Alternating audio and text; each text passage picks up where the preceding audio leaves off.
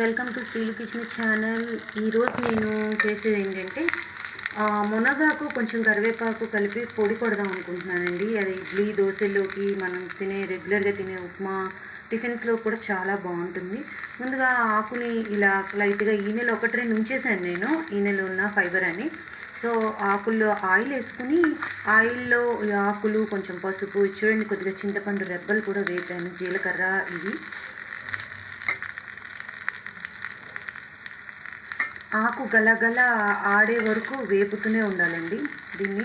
ఇది ఆరోగ్యానికి ఎంత మంచిదంటే మనకి మునగాకు వల్ల ఐరన్ బాగా వస్తుంది. కరివేపాకు ఆల్రెడీ మీ అందరికీ తెలుసు, మంచి ఐరన్ ఫుడ్ అని. ఓకేనా? సో నెక్స్ట్ ఇలాంటి పొడులు, ఆకు పొడులు అలాంటివి తినడం వల్ల హెల్త్ కూడా చాలా బాగుంటుందని చెప్తారు కదా.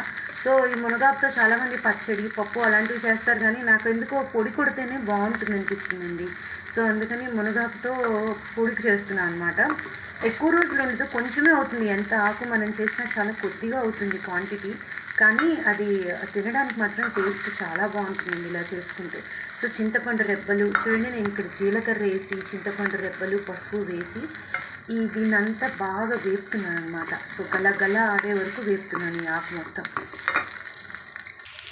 ఇక్కడ నేను కారానికి సరిపడా ఎండుమిర్చి, నెక్స్ట్ వచ్చి వెల్లుల్లి రెబ్బలు కూడా వేసానండి. వేసి ఇంకొంచెం సేపు మనం వేయించుకుంటే దించే ముందు సాల్ట్ వేసేసి దీన్ని పౌడర్ చేసుకుని పిల్లలకు కూడా ఇడ్లీలు దోశ పెట్టేటప్పుడు ఈ పౌడర్ వేసి పెడితే చాలా టేస్ట్, రుచికి రుచి, ఆరోగ్యానికి ఆరోగ్యం. సో ఇలా ఎప్పుడన్నా మునగాకు ఒక్కటే ఉంటే మునగాకు పొడి కొంచెం చేదు వస్తుందండి. సో దాన్ని కరివేపాకుతో మిక్స్ చేసి చింతపండు వేసి ఇలా చేస్తే టేస్ట్ చాలా అంటే చాలా బాగుంటుంది. సో మీరు అందరూ కూడా దీన్ని ట్రై చేయండి. మీరు లేడీస్ తినచ్చు, ఐరన్ కోసం ఇంట్లో వాళ్ళందరికీ పెట్టచ్చు, నెక్స్ట్ వచ్చి పిల్లలకు కూడా పెట్టచ్చు. ఇది చాలా బాగుంటుందండి. ఆకు మాత్రం గలగల వేగాలి బాగా, ఎంత బాగా వేగితే పొడి అంత టేస్ట్ వస్తుంది అనమాట. సో మునగాకు చేదు అనేది కరివేపాకులో కలిసిపోయి మనకి టేస్ట్ పెద్దగా, ఆ చేదు టేస్ట్ మనకి పెద్దగా అనిపించదు అనమాట. ఎందుకంటే చింతపండు, జీలకర్ర, వెల్లుల్లి అన్నీ వేసాం కదా. సో ఇందులో లాస్ట్లో నేను కొంచెం సాల్ట్ వేసుకోవాలండి. సాల్ట్ వేసుకున్న తర్వాత దీన్ని మిక్సీ పట్టుకుంటే ఎంతో బాగుంటుంది తినడానికి. సో ఇదండి ఇవాళ నేను చేసిన టేస్టీ వంట.